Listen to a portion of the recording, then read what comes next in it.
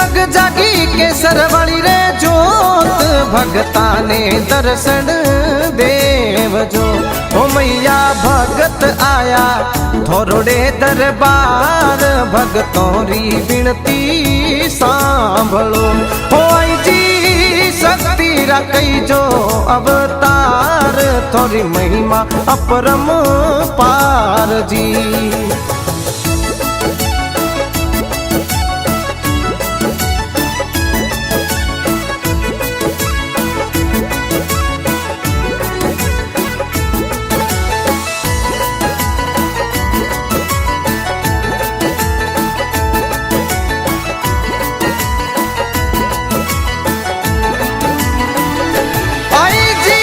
अंबापुर में लियो अवतार भी काजीरो मनहर सायरयो।